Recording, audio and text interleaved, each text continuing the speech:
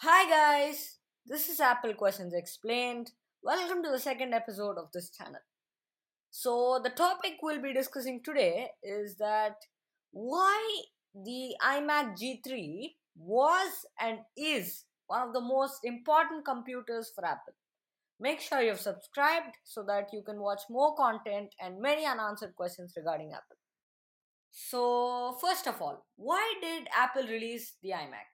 Well, the main reason was that before 1998, that is when the iMac was introduced, Apple had 15 different computer offerings, and it was so complex that even the Apple's own sales officials couldn't understand which product was selling for which target audience and which product was the best.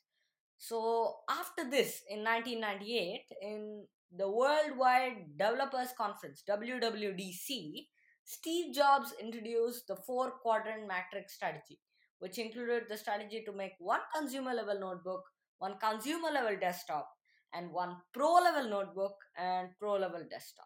Future. So we didn't talk about it, but we were working our tails off on it.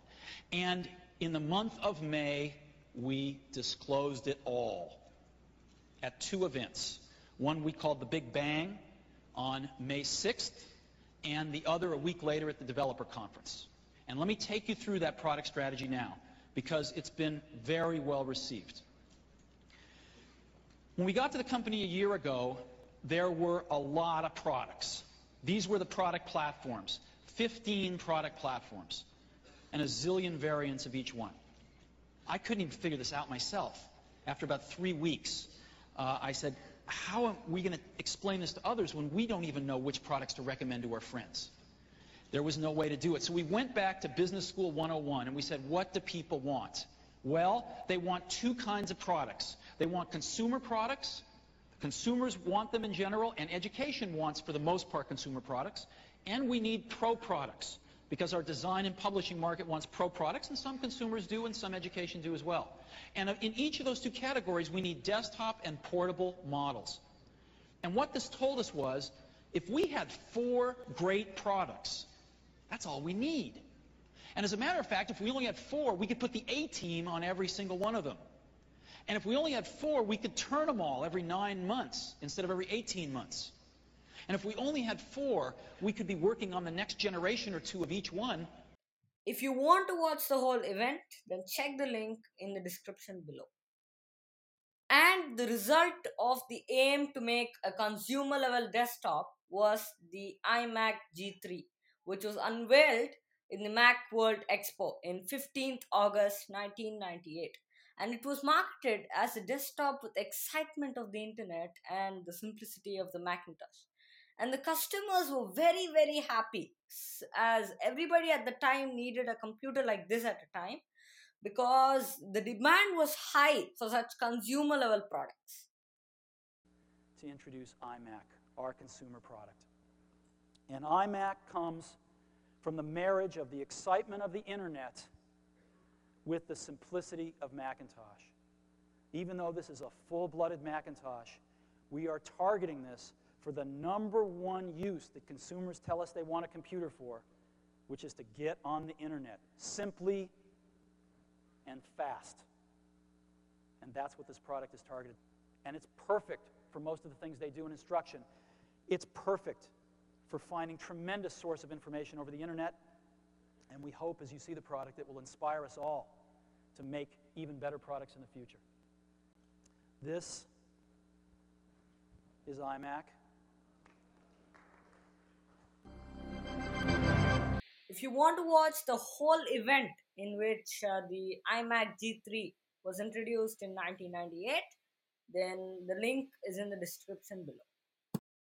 The main selling points of the iMac G3 was that it could connect to the internet with just 2 steps. Although this may not sound like a big deal today, it was back then because the internet was just becoming a mainstream thing. Add to that a radical design with a CRT display and a translucent back. That was an extraordinary computer. Now you may be wondering, why did I say, it was radical? I could have used some other term to describe the situation. But I said radical because even now the computer companies try to hide the components housed inside the computer. But Apple under Jonathan Ive took the completely different approach by having a translucent back, allowing users to look at the components housed inside the computer, giving a very, very good feeling to the owner because he is looking at the components of the computer he is owning. And the structure of the computer itself was very, very radical, as it was like an egg. It was an egg-shaped computer and also had a handle to make the users feel free to touch it. It was also available in various colors, giving the fun when opening the computer. And it was available in various colors, 5 colors to be precise, like blueberry, strawberry, tangerine, grape, and lime. It was also an all-in-one computer, which means it didn't need an other extra big tower to act like the CPU. And it was very, very different from the other computers at the time, with a very, very good design, which was headed by Jonathan Ive, as I mentioned earlier. And it stood out from the rest of the computers at the time because the other computers were essentially boxes with no excitement, no user experience. But when you they had a very, very good user experience and felt fun to operate the new iMac G3. And its technical specifications included: the first iMac G3 featured a 15-inch display that was 1024 by 768 pixels, 32 megabytes of standard memory, 4 gigabytes of disk storage, a 24x CD-ROM drive, a 100 megabytes Ethernet port, a 33.6 kilobytes modem, and a 4 megabyte IRDA. The original iMac also had stereo SRS sound, two 12 megabyte USB ports, and a keyboard and mouse for I/O and peripherals, and started at $12.99, which is where the iMac stands today too, with the M1 chip. You might be wondering what the I syntax in iMac means. It means internet, individual, instruct, inform, and inspire.